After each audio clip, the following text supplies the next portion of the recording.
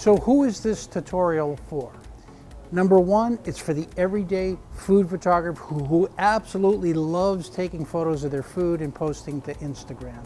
Number two, it's for the food blogger who likes to take it to the next level and make their food as yummy, attractive, tantalizing, and appetizing as possible. Let's get after it. The purpose of food photography, yes, even for Instagram, is not to make your friends, your family, your fans, your followers jealous. It's to make them hungry. The secret sauce for shooting great Instagram food photography is the angle of view. Let me show you the two most popular views. One is the 3/4 view. That means your camera 45 degrees in front of the food. That's a front 3/4 view, and that's most popular. Why is it most popular? Because that's how you see food when you're eating it. The second most popular is the overview, or the bird's eye, or the top down. That's a little more graphic, and that's my all-time favorite. So let's illustrate both. The front 3/4 view, I'm going to elevate the plate. You can take anything. You can take silverware, napkins. So I'm going to elevate the plate just a little bit. And then I'm going to get in front of that. Now that will be in the backdrop. Ooh, yummy, yummy, yummy. Yep, get as close as possible. You can see my white balance. I'm going to warm that up just a hair. And I'm going to overexpose the food so that it looks white, bright, and light. So 80% of it is content, 20% is context. 80% is the food, 20% is the table, the plateware, the napkins, the garnishing, the trimmings, all that stuff. Still make sure that it's about your food. So let's do the top-down shot. I'm going to get high for this. Oh my goodness, that's awesome. I'm using a warm preset, so the food looks naturally warm. That's beautiful.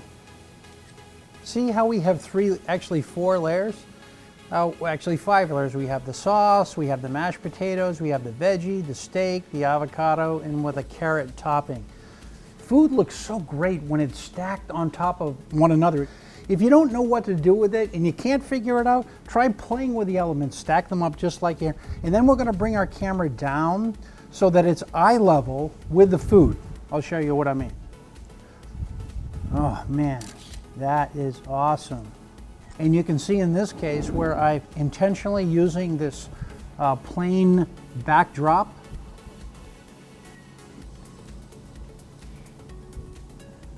So that's just food, it's stacked. It's so simple. And it's really a professional trick that food photographers and stylists have been using for decades now. You don't know what to do with the food? Stack it. When you're shooting food photography, you got to think about the light. You got two simple options: natural or artificial. Natural light is the stuff from the sun. Artificial is the stuff from indoor bulbs. So unquestionably, 100% of the time, food is going to look the most tantalizing, the best, the most appetizing, the most appealing when it's shot in natural light. Obviously, you know, natural food, natural light. But then when you're in natural light like we are right here, we got two more options. We either have direct light or we have indirect light. I'm going to show you both and explain why you would use either or. Okay, follow me. So this is direct light, and you can see it's what they call dappled. So there's parts of shade here and shadow, shadow, and then light. So this is direct light, where light is directly on the food itself. Generally speaking, or as a general rule, food doesn't really look good in direct light. It's usually too harsh, but I think everything surrounding this, the wood on the table, the simplicity of the shot works well in direct light. So now it's the exact same shot, and we're shooting it in indirect light. You can see we don't have any shadows and no particular highlights to worry about. So we're going to go to the same position.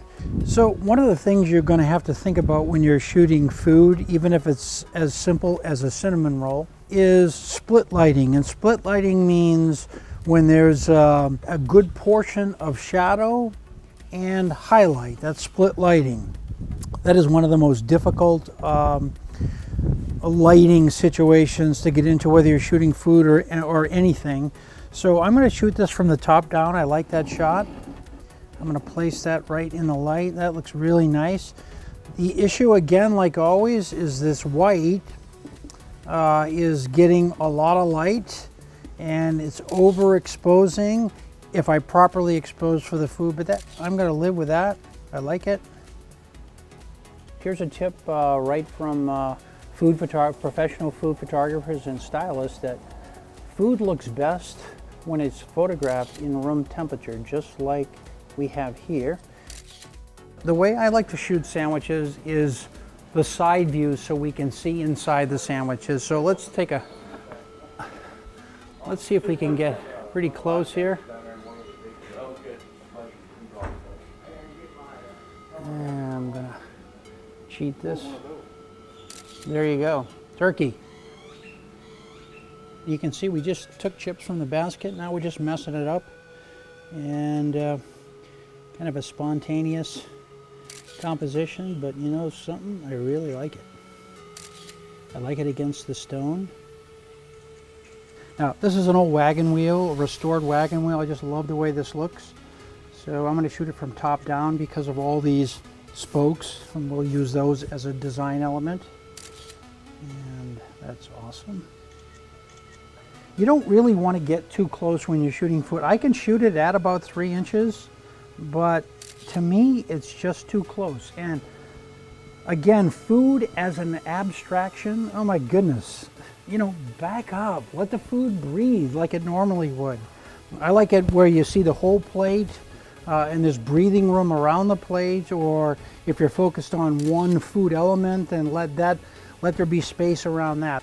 The reason I'm doing the top down, look how the chef just beautifully laid out this asparagus. So it's graphic.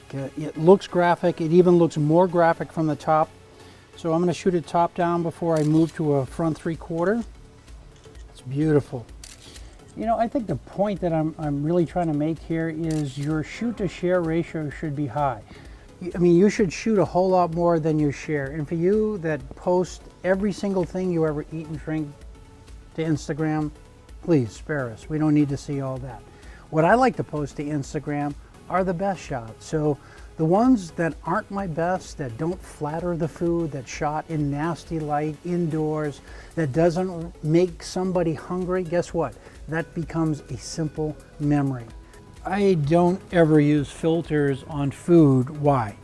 Because I think food should look as natural as possible. And I think when you apply filters and heavy post-processing to food, it looks anything but natural. It looks actually quite unnatural.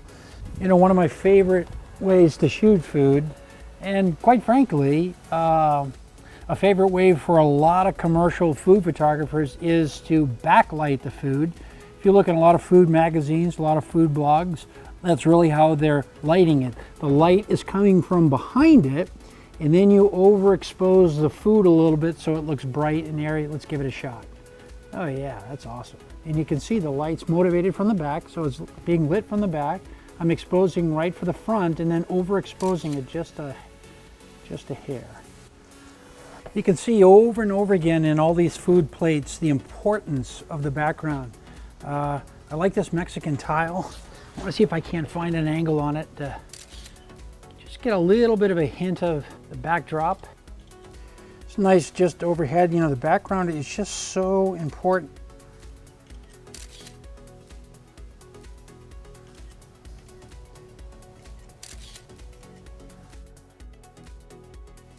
So, in spite of all the production effort that we're making to bring you these simple food tip shots, most of them happen in a 1 to 2 minute window. Really, that's it. Get the food, I think about the shot before the food gets here, food lands on my plate, boom, shoot it, done, in, out, it's that simple. I don't like to draw attention to myself when I'm in a restaurant. I don't like to interrupt the experience of other paying guests. I like to shoot quietly and humbly. What I think is good, I sit by a window, I prop my food up just like I'm doing here, near a window, shoot the shot, I'm done.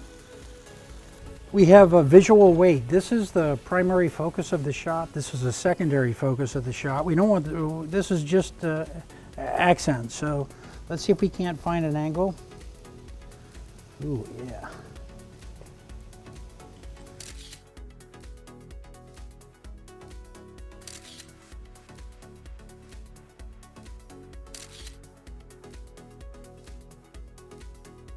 Let me give you my final tip for you foodie photographers. The real secret sauce to food photography for Instagram, or really for anything, is love. If you love food, if you love preparing it, cooking it, styling it, growing it, buying it, then you will love food photography. And when you love food photography, your viewers will love your food photography, because in food photography, passion trumps product. So anyway, enjoy, make us hungry. Let's see your stuff now.